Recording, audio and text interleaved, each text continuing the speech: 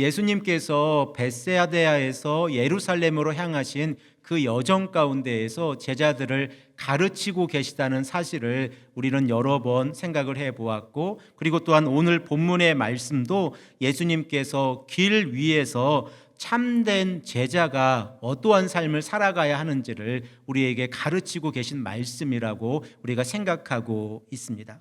그러면 예수님께서는 길 위에서 어떠한 말씀을 제자들에게 가르치고 계셨습니까? 예수님께서는 제자들에게 사람들이 나를 누구라 하느냐라는 질문과 너희들은 나를 누구라 하느냐라는 질문을 통하여 예수님께서 그리스도라고 하는 사실을 가르치셨습니다. 또한 이러한 신앙 고백, 시몬 베드로의 신앙 고백 위에 하나님의 몸된 교회를 세우시겠다고 마태복음 16장 18절에 말씀하고 계신 사실을 우리는 깨닫고 있습니다. 그러나 베드로는 이러한 신앙 고백 가운데서도 자신의 믿음의 연약함으로 인하여 하나님의 나라를 바라보지 못했습니다.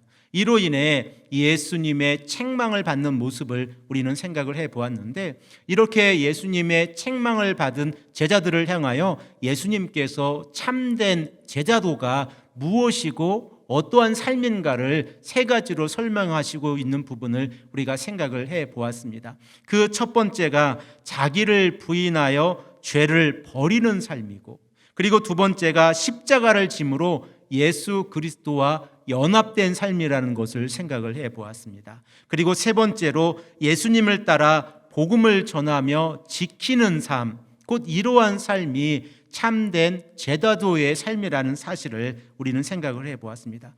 이렇게 살아갈 때에 성도들은 영원한 하나님의 나라를 바라보며 살아가게 되어지고, 구원받은 성도가 이 땅에서의 삶 가운데에서 어떠한 삶이 올바른 삶인가를 깨닫게 되어집니다. 자, 이제 예수님께서는 베드로와 야고보, 요한을 데리시고 우리가 변화산이라고 부르는 다볼산에 올라가셔서 변화되시는 모습을 제자들에게 보여주고 계십니다. 그리고 이 사실을 통하여 이 세 명의 제자들에게 다시 한번 예수님은 하나님의 아들이라고 하는 사실을 가르치고 계십니다. 바로 그 순간에 이 9명의 제자들은 산 아래에 있었는데 어떠한 일이 일어나고 있었습니까? 한 아버지가 귀신 들린 자기의 아들을 데리고 왔습니다. 그런데 이 9명의 제자들은 예수님으로부터 귀신을 쫓아내는 능력을 받았음에도 불구하고 이 어린아이를 고치지 못했습니다. 그래서 예수님께서는 그 제자들을 책망하시면서 믿음이 없는 자들이라고 책망하고 계십니다. 그리고 예수님께서 이 어린아이를 고치시고 난 이후에 이제 집에 들어가셔서 제자들에게 무엇을 가르치고 계십니까? 그리고 제자들은 어떻게 질문하고 있습니까? 제자들이 이렇게 질문합니다. 예수님, 왜 우리들은 이 어린아이를 고치지 못했습니까?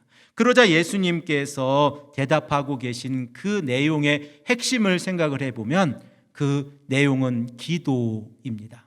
기도가 부족해서, 그리고 이 기도로 하나님을 찾는 모습이 연결되지 못해서 제자들은 이 어린아이를 고치지 못했다고 하는 사실을 우리는 깨닫게 되어집니다.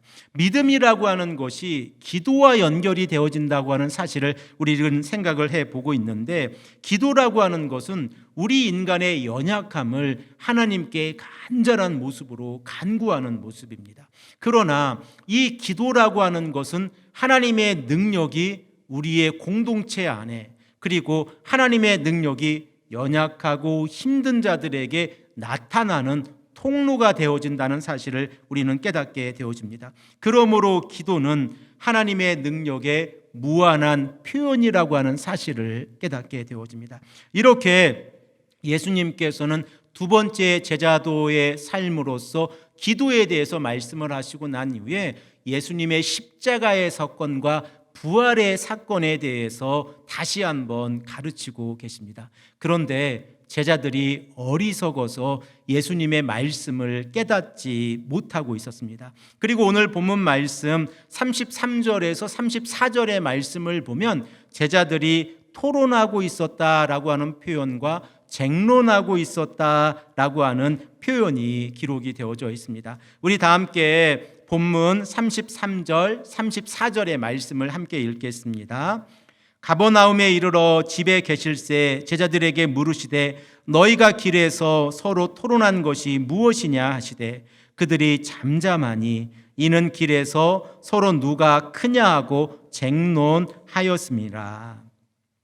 우리들은 마가가 가버나움의 집에 이르러 이 집에 들어갔을 때 이 집이 베드로의 집인지 아니면 예수님의 집인지 언급하고 있지 않기 때문에 정확한 장소는 알 수가 없습니다. 그러나 예수님께서 제자들의 연약한 모습을 지적하고 있다는 사실은 깨닫게 되어지는데, 예수님께서 말씀하고 계신 내용이 무엇입니까? 너희가 길에서 서로 토론한 것이 무엇이냐라고 질문하고 계십니다.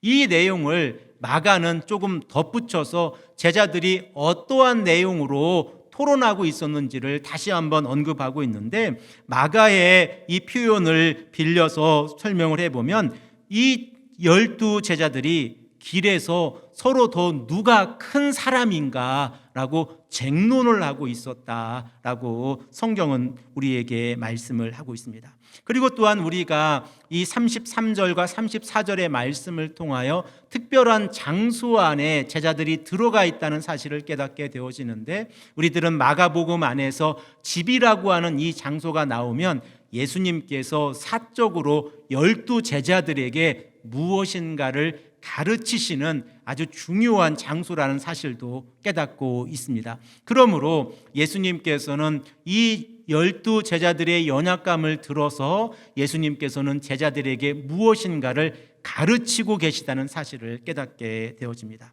그리고 오늘 본문 말씀 33절과 34절의 말씀 가운데에서 토론이라고 하는 이 동사와 쟁론이라고 하는 이 동사가 등장하고 있는 것을 우리는 깨닫게 되어지는데, 토론이라고 하는 것은 무엇입니까? 이성적인 생각을 가지고 서로가 함께 의견을 나누는 자리가 토론입니다. 그러면 쟁론이라고 하는 것은 무엇입니까?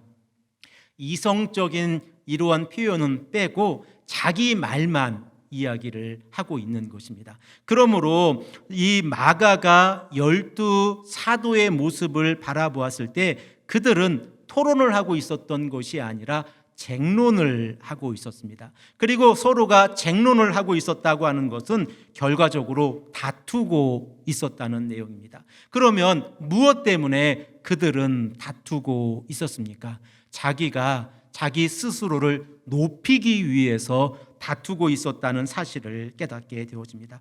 이러한 배경을 가지고 우리가 오늘 본문 말씀을 다시 한번 생각을 해보면, 예수님께서는 제자들에게 다시 한번 예수 그리스도의 십자가의 사건과 부활의 사건에 대해서 가르치셨습니다. 그런데 제자들은 이 십자가의 사건과 부활의 사건이 어떠한 의미인지를 전혀 깨닫지 못하고 있었고, 오직 예수님께서 예루살렘에 들어가시면 이제 많은 사람들에 의해서 권력을 가지게 되었을 텐데, 바로 그 순간에 누가 더 높은 자리에 올라갈 것인가 라고 하는 부분에만 관심을 가지고 있었다는 사실을 우리는 깨닫게 되어집니다. 결과적으로 제자들의 관심은 예수 그리스도의 십자가의 보혈과 부활의 사건이 아니라 권력이었습니다.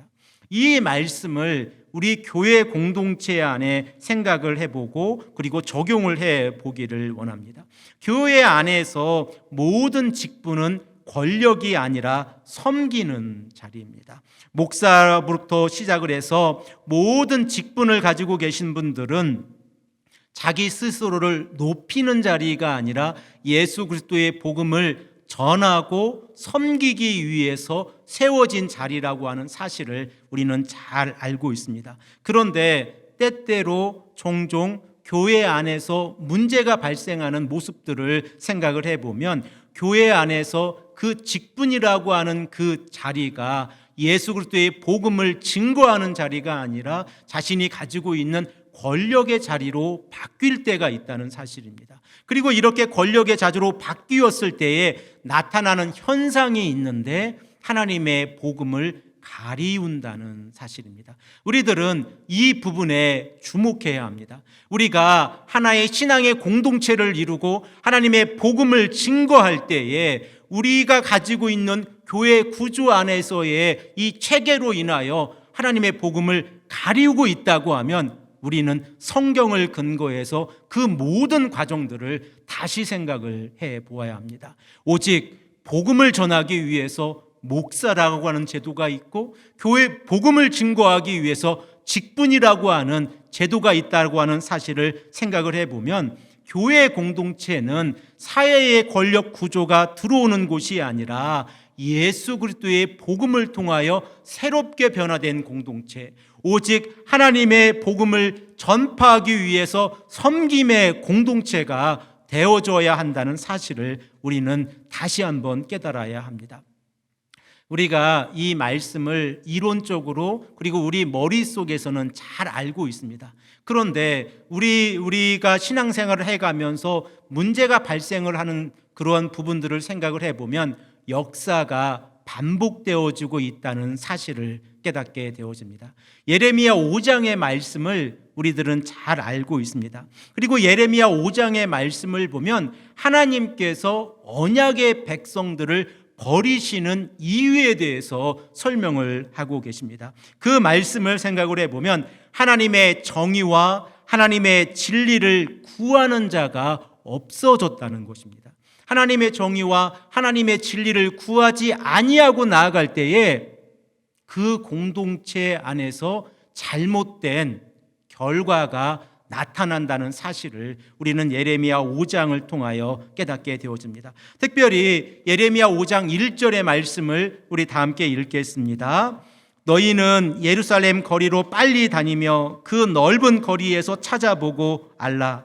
너희가 만일 정의를 행하며 진리를 구하는 자를 한 사람이라도 찾으면 내가 이 성읍을 용서하리라.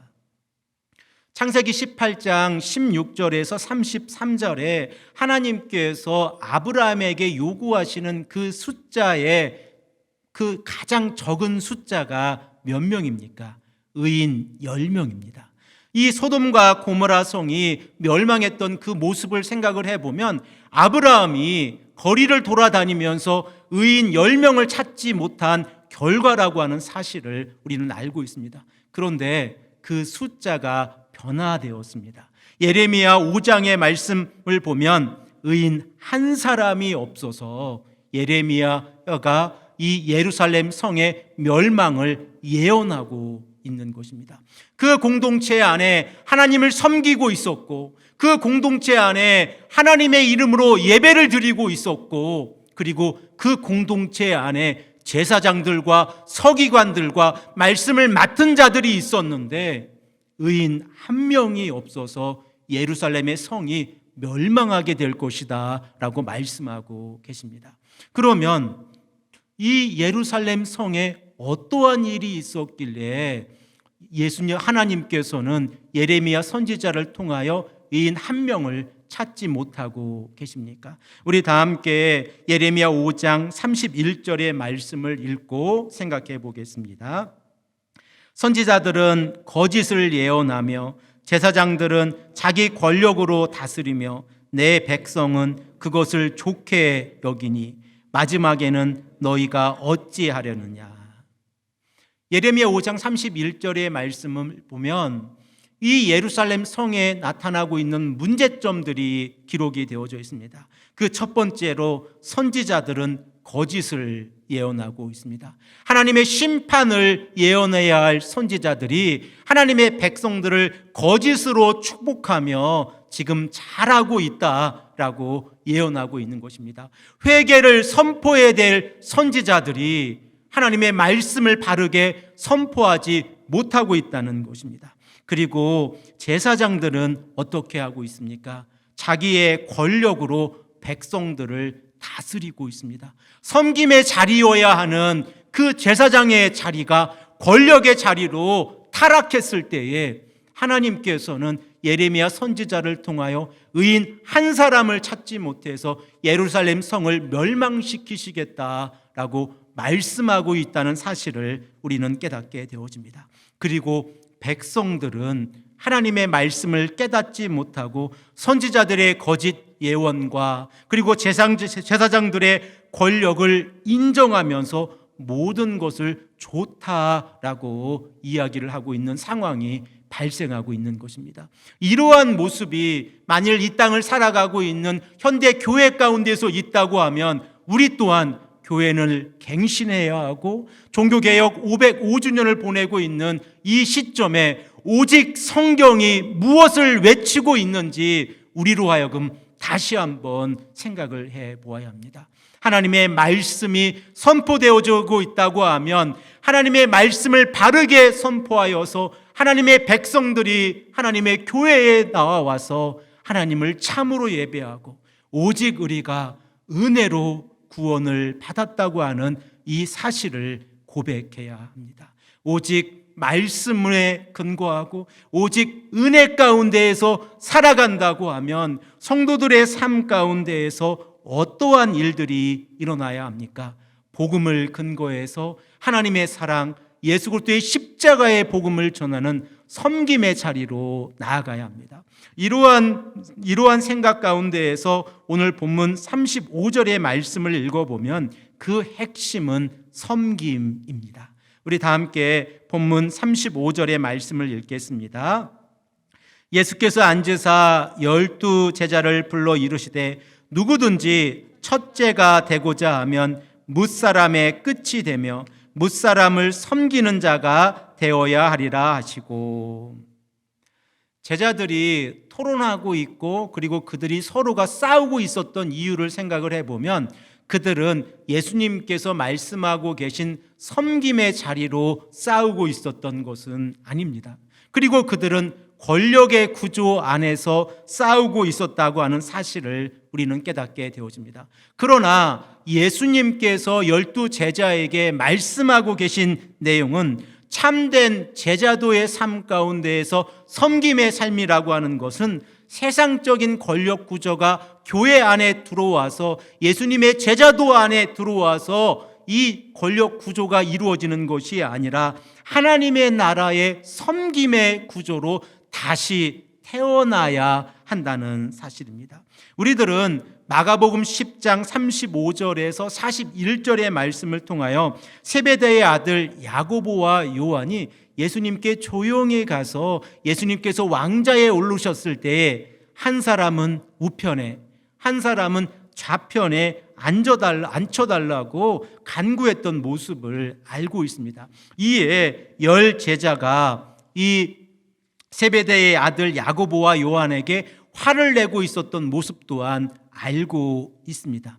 이렇게 이 제자들이 세상이 가지고 있는 권력의 구조를 가지고 예수님을 섬기려고 했을 때에 예수님께서는 전혀 다른 이야기를 하고 계시다는 사실을 우리는 성경을 통하여 깨닫고 있습니다. 그러면 예수님께서 바라보셨을 때의 세상의 권력 구조는 어떠한 시스템 가운데 있었습니까? 우리 다 함께 마가복음 10장 42절의 말씀을 읽고 생각해 보겠습니다.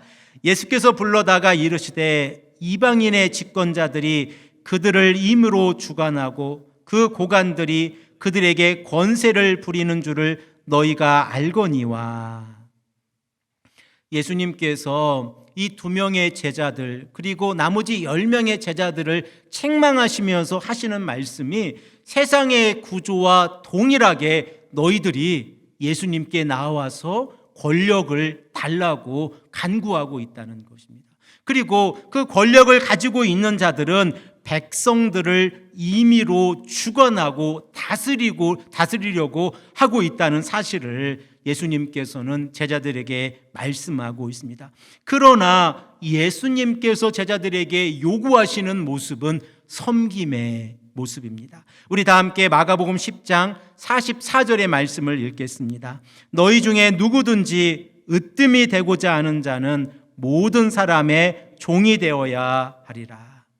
이 마가복음 10장 44절의 말씀을 본문 35절의 말씀에 적용해 보십시오. 누구든지 으뜸이 되고자 하면 곧 모든 사람들의 종이 되어야 한다라고 말씀을 하고 있습니다.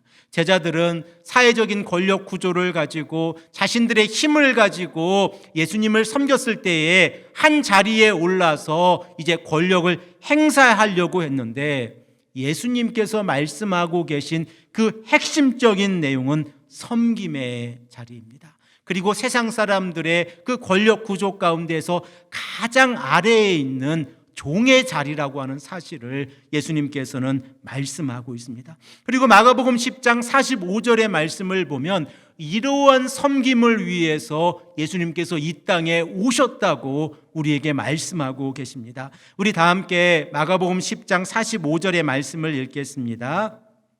인자가 온 곳은 섬김을 받으려 함이 아니라 도리어 섬기려 하고 자기 목숨을 많은 사람의 대속물로 주려 함이라.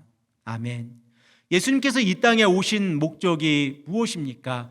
예수님은 섬기시기 위해 오셨고, 그리고 예수님은 자신의 몸을 많은 사람의 대속물로 주시기 위해서 오셨다라고 성경은 우리에게 가르치고 있습니다. 그리고 이 예수님의 가르침을 믿고 따라가는 자들, 오직 하나님의 복음만을 믿고 따라가는 교회 공동체 안에서 섬김이라고 하는 것은 권력의 구조가 아니라 종의 모습으로 이웃을 섬기고 하나님의 말씀을 증거하고 한 사람이라도 더 함께 손잡고 천국에 가자고 하는 이 섬김의 자리로 나아가는 자리라고 하는 사실을 우리는 깨닫게 되어집니다.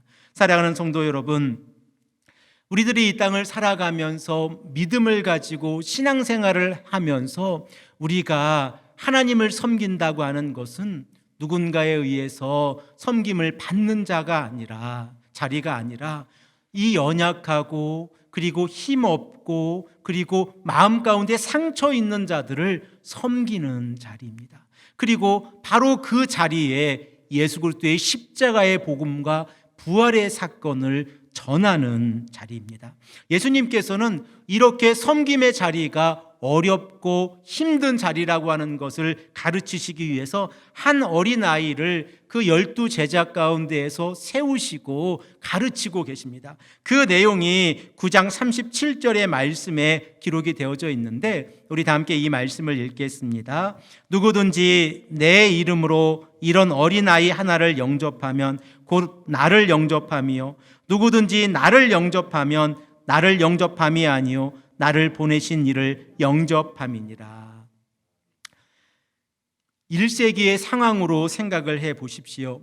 1세기에는 어린아이 중심적인 사고가 하나도 없었습니다. 그래서 그들은 어린아이를 인구로도 생각을 하지 않고 있었습니다. 그들의 문화 가운데에서 가장 낮은 자들, 가장 연약한 자들, 그리고 인구의 수에도 들어가지 않는 자들이 어린 아이들이었습니다. 그런데 예수님께서는 가장 연약하고 낮은 자를 대표하고 있는 어린아이를 12 제자 앞에 세우시고 가르치고 계신 것입니다. 이렇게 연약한 자를 영접하면 예수님을 영접한 것이고, 또한 이렇게 어린아이를 영접하면 하나님을 영접하는 것이다 라고 말씀을 하고 계십니다. 이러한 말씀을 우리의 신앙의 공동체에 적용해 보십시오. 우리 쉴만한 물가교회는 복음은 예수 그리스도입니다 라는 진리를 전하는 공동체입니다. 그리고 우리의 신앙의 공동체는 오직 하나님의 말씀에 굳건하게 서서 그 반석 위에 교회를 세우고 이 반석 위에서 한 걸음 한 걸음 나아가는 공동체, 바로 그 공동체가 쉴만한 물가 공동체입니다. 그러면 우리 공동체 안에서 섬김이라고 하는 것은 무엇입니까? 하나님의 사랑, 예수 그리스도의 십자가의 복음과 부활의 사건의 근거에서 예수님의 사랑을 증거하는 공동체, 바로 그 공동체가 쉴만한 물가교회 공동체가 되기를 소망합니다. 우리 또한 연약한 죄인들입니다. 우리 또한 하나님 보시기에 아주 부족한 죄인들입니다. 그러나 우리가 이렇게 한자리에 모여 하나님을 예배하고 하나님의 말씀 가운데 나아가는 것은 우리가 영원한 하나님의 복음, 예수 그리스도의 십자가의 보혈과 부활의 능력을 믿고 있기 때문에 그렇습니다. 그러므로 우리는 복음을 증거해야 하고, 그러므로 우리는 함께 손잡고 천국에 가기 위해서 전도의 사명을 감당해야 합니다. 우리가 지난 1년의 시간을 생각을 해보면 우리 쉴만한 물가교회 안에 정말 놀라운 역사들이 있었습니다. 그리고 우리가 11월 6일에 창립 예배를 드리면서 하나님께서 우리 쉴만한 물가교회와 어떻게 함께하고 계신지를 깨닫고 있습니다. 그러면 우리의 믿음이 흔들리지 아니하고 오직 하나님의 복음을 증거하는 믿음의 공동체로 더욱더 굳건하게 서서 예수님께서 오늘 본문 말씀을 통하여 가르치고 계신 내용처럼 참된 제자도의 삶이란 섬김의 삶이라는 사실을 깨닫고 복음을 증거하는 귀하고 복된 하나님의 성도님들이 되시기를 간절히 축복합니다. 함께 기도하겠습니다.